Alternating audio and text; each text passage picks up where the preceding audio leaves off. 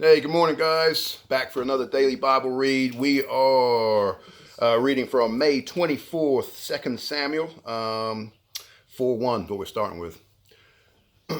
When Ishbosheth, Saul's son, heard about Abner's death at Hebron, he lost all courage, and all Israel became paralyzed with fear. Now there were two brothers, Baanah and Rechab, who were captains of Ishbosheth's raiding parties. They were sons of Rimmon, a member of the tribe of Benjamin who lived in Beeroth. The town of Beeroth is now a part of Benjamin's territory because the original people of Beeroth fled to Gideon, where they still live as foreigners. Saul's son Jonathan had named Mephibosheth, who was crippled as a child. He was 5 years old when the report came from Jezreel that Saul and Jonathan had been killed in battle.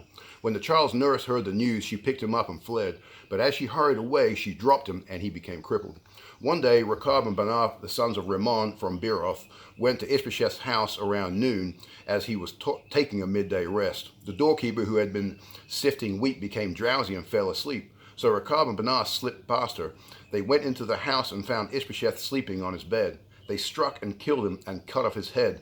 Then, taking his head with them, they fled across the Jordan Valley through the night. When they arrived at Hebron, they presented Ishbosheth's head to David. Look, they exclaimed to the king, here is the head of Ishbosheth, the son of our enemy Saul, who tried to kill you. Today the Lord has given my lord the king revenge on Saul and his entire family. But David said to Rechab and Baanah, the Lord who saves me from all my enemies is my witness. Someone once told me Saul is dead, thinking he was bringing me good news, but I seized him and killed him at Ziklag. That's the reward I gave him for his news. How much more should I reward evil men who have killed an innocent man in his own home and in his own bed? Shouldn't I hold you responsible for this blood and rid the earth of you? So David ordered his young men to kill them, and they did. They cut off their hands and feet and hung their bodies beside the pool in Hebron. Then they took Ishbosheth's head and buried it in Abner's tomb in Hebron. Then all the tribes of Israel went to David at Hebron and told him, we are your own flesh and blood. In the past, when Saul was our king, you were the one who really led the forces of Israel. And the Lord told you, you will be the shepherd of my people Israel. You will be Israel's leader. So there at Hebron, King David made a covenant before the Lord with all the elders of Israel, and they anointed him king of Israel. David was 30 years old when he began to reign, and he reigned 40 years in all. He had reigned in Judah from Hebron for 7 years and 6 months, and from Jerusalem he reigned over all Israel and Judah for 33 years. Then David led his men in Jerusalem to fight against the Jebusites, the original inhabitants of the land who were living there. The Jebusites taunted David, saying, you'll never get in here. Even the blind and lame could keep you out. For the Jebusites thought they were safe. But David captured the fortress of Zion, which is now called the city of David. On the day of the attack, David said to his troops, I hate those lame and blind Jebusites. Whoever attacks them should strike by going into the city through the water tunnel. That is the origin of saying, the blind and lame may not enter the house. So David made the fortress his home, and he called it the city of David. He extended the city, starting at supporting terraces and working inward. And David became more and more powerful because the Lord of heaven's armies was with him. Then King Hiram of Tyre sent messengers to David along with cedar timber and carpenters and stonemasons, and they built David a palace. And David realized that the Lord had confirmed him as king over Israel and had blessed his kingdom for the sake of his people Israel. After moving from Hebron to Jerusalem, David married more concubines and wives, and they had more sons and daughters. These are the names of David's sons who were born in Jerusalem: Shammua, Shobab, Nathan, Solomon, Ibar, Elishua, Nepheg, Japhia, Elishema, Eliada, and Eliphet. When the Philistines heard that David had been anointed king of Israel, they mobilized all their forces to capture him. But David was told they were coming, so he went into the stronghold. The Philistines arrived and spread out across the valley of Rephaim. So David asked the Lord, shall I go out and fight the Philistines? Will you hand them over to me? The Lord replied to David, yes, go ahead. I will certainly hand them over to you. So David went to Baal Perazim and defeated the Philistines there. The Lord did it, David exclaimed. He burst through my enemies like a raging flood. So he named that place Baal Perazim, which means the Lord who burst through. The Philistines had abandoned their idols there, so David and his men confiscated them. But after a while, the Philistines returned again and spread out across the valley of Rephaim. And David asked the Lord what to do. Do not attack them straight on, the Lord replied. Instead, circle around behind and attack them near the poplar trees. When you hear a sound like marching feet in the tops of the poplar trees, be on alert. That will be the signal that the Lord is moving ahead of you to strike down the Philistine army. So David did what the Lord commanded, and he struck down the Philistines all the way from Gibeon to Gezer. Then David again gathered all the elite troops in Israel, 30,000 in all. He led them to Baalah of Judah to bring back the ark of God, which bears the name of the Lord of heaven's armies, who is enthroned between the cherubim. They placed the ark of God on a new cart and brought it from Abinadab's house, which was on a hill. Uzzah and Ahio, Abinadab's sons, were guiding the cart as it left the house, carrying the ark of God. Ahio walked in front of the ark. David and all the people of Israel were celebrating before the Lord, singing songs and playing all kinds of musical instruments, lyres, harps, tambourines, castanets, and cymbals. But when they arrived at the threshing floor of Nacon, the oxen stumbled, and Uzzah reached out his hand and steadied the ark of God. Then the Lord's anger was aroused against Uzzah, and God struck him dead because of this. So Uzzah died right there beside the ark of God. David was angry because the Lord's anger had burst out against Uzzah. He named the place Perez Uzzah, which means to burst out against Uzzah, as it is still called today. David was now afraid of the Lord, and he asked, how can I ever bring the ark of the Lord back into my care? So David decided not to move the ark of the Lord into the city of David. Instead, he took it to the house of Obed-Edom of Gath. The ark of the Lord remained there in Obed-Edom's house for 3 months, and the Lord blessed Obed-Edom and his entire household. Then King David was told, the Lord has blessed Obed-Edom's household and everything he has because of the ark of God. So David went there and brought the ark of God from the house of Obed-Edom to the city of David with a great celebration. After the men who were carrying the ark of the Lord had gone 6 steps, David sacrificed a bull and a fattened calf. And David danced before the Lord with all his might, wearing a priestly garment.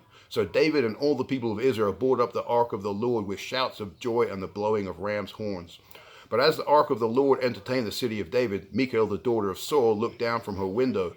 When she saw David leaping and dancing before the Lord, she was filled with contempt for him. They brought the ark of the Lord and set it in its place inside the special tent David has prepared for it. And David sacrificed burnt offerings and peace offerings to the Lord. When he had finished his sacrifices, David blessed the people in the name of the Lord of heaven's armies. Then he gave to every Israelite man or woman in the crowd a loaf of bread, a cake of dates, and a cake of raisins. Then all the people returned to their homes.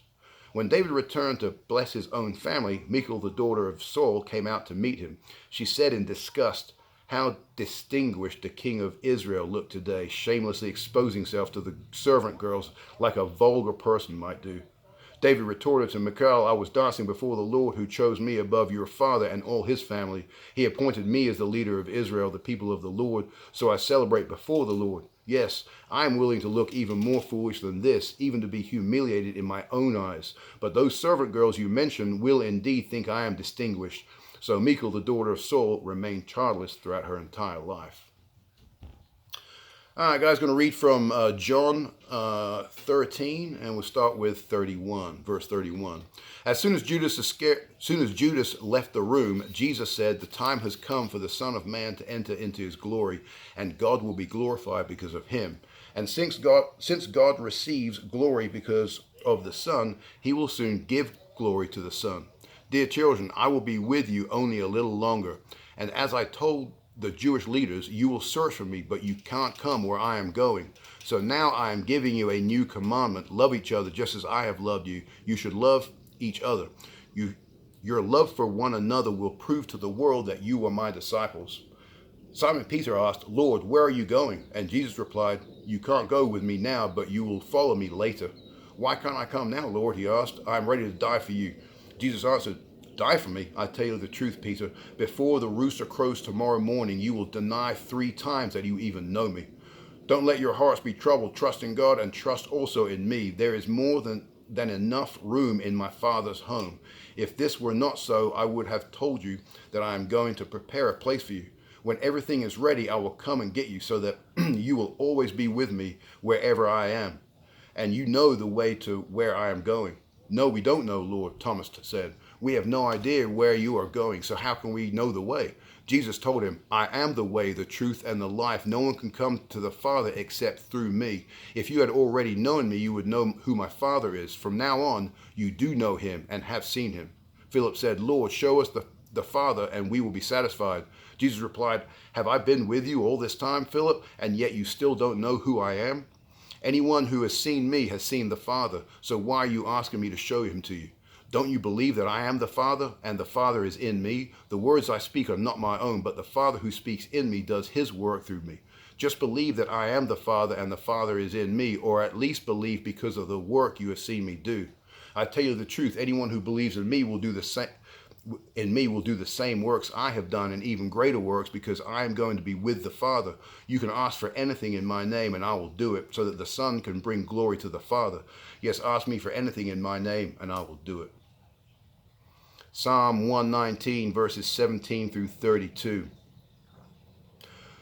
Be good to your servant, that I may live and obey your word. Open my eyes to see the wonderful truths in your instructions. I'm only a foreigner in the land. Don't hide your commands from me. I am always overwhelmed with a desire for your regulations. You rebuke the arrogant. Those who wander far from your commands are cursed. Don't let them scorn and insult me, for I have obeyed your laws. Even princes sit and speak against me. But I will meditate on your decrees. Your laws please me. They give me wise advice. I lie in the dust. Revive me by your word. I told you my plans, and you answered. Now teach me your decrees. Help me understand the meaning of your commandments, and I will meditate on your wonderful deeds. I weep with sorrow. Encourage me by your word. Keep me from lying to myself. Give me the privilege of knowing your instructions. I have chosen to be faithful. I have determined to live by your regulations. I cling to your laws. Lord, don't let me be put to shame. I will pursue your commands, for you expand my understanding. Proverbs 15, verses 31 and 32. If you listen to constructive criticism, you will be at home among the wise. If you reject discipline, you only harm yourself. But if you listen to correction, you grow in understanding. All right, guys, you have a great Memorial Day weekend. God bless.